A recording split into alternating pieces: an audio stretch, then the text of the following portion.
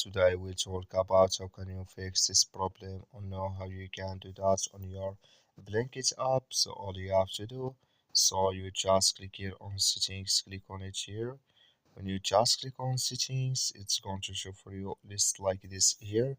So then all you have to do, so you just go down here, you keep going down, then you click here on apps, then you come to apps list here, and then you're looking for Blinkit app or just click on search, then here add Blinkit app. It's going to show for you like this, click on it, so then it's going to take you to this list here. Click here on first stop, then you click on OK, then you go down, just click here on storage, come to storage list here, just click here on clear cache. Then all you have to do, so you just restart your phone, install it again, then it's going to work with you.